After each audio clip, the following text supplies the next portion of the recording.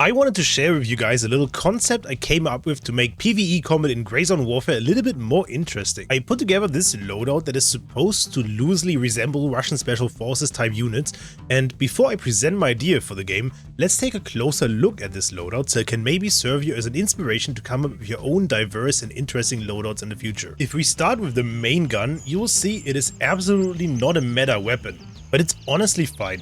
To make it fit the theme, I basically only used Russian parts, so no buffer tube adapter, no modern Western style optics, no fancy DD grip or similar, but I think this makes the gun look really nice, and my main focus was to trim it to be relatively lightweight. We don't need a large optic anyway, because as some of you may have already spotted, we are using subsonic ammunition.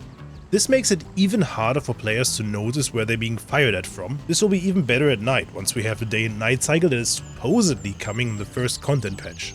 For a secondary, you can see we are using what is essentially a Chinese copy of the Tokarev, with a silencer and PST ammo, which is the best round for this pistol. Still not great, but it will make do in situations that require a pistol. Let's take a look at the rest of the equipment. For the helmet, I went with the LSH Z1 Plus that you can buy from Turnco. It is quite a lot worse than what Handshake sells you, but the camo matches what I chose for the plate carrier. As the plate carrier, we are of course using the M2. Features great protection, and as a Russian-made plate carrier, it definitely fits the theme. You sadly can't buy this one, but there are some pretty reliable loot spots to find lots of these. As the mask, we're using the only mask that is currently available in this game, and for our headset we're using the GSSH1, the typical Russian headset that fits the theme. Sadly, you can't buy this, but it's easy to collect from lots of the higher level enemies. For backpacks, we have the Assault backpack, which also very much fits the theme and the camo.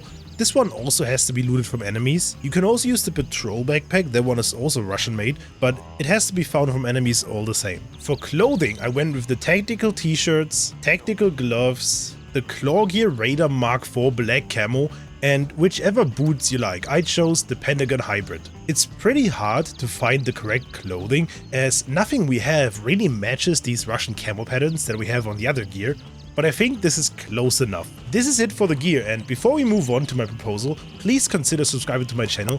I'm doing my best in creating great content and helping to advertise the game, and this would really help me out. While I explain my thought process, you will see me using this exact gear to clear out parts of Midnight Sapphire. Now what exactly am I proposing? Imagine if you attack one of the military bases in this game, so Fort Nerif, Tiger Base Mall area or Midnight Sapphire, there's a small chance, maybe 10 or 20%, that the forces defending these places call in reinforcements. I chose these percentages to make it appear dynamic and to make this event not farmable. You don't get notified that they're calling them in, but they will arrive with a Russian-made helicopter like an Mi-8 and land on the LZ that's currently the furthest from you in this area. The landing helicopter will deploy a team of maybe 5 or 6 Special Forces soldiers with equipment similar to what I've just showcased, and their job will be to hunt you down. You as a player will definitely notice this pretty big helicopter and can make the decision to disengage and go home, or to continue whatever mission you're on, but you have to beat these Special Forces soldiers, otherwise they will end you. And in the process you have the opportunity to gain some M2 plate carriers, and these in my opinion great looking AKs. The AI for these Special Forces should differ from how normal AI reacts. I would love for them to actually take cover and fire from cover and maybe even crouch around and sneak up on you. They should be more precise than average AI, but also not have aimbot powers, and should maybe even utilize grenades but not spam them like we've seen from other games. In my opinion, this would massively improve the felt danger from engaging with higher level AI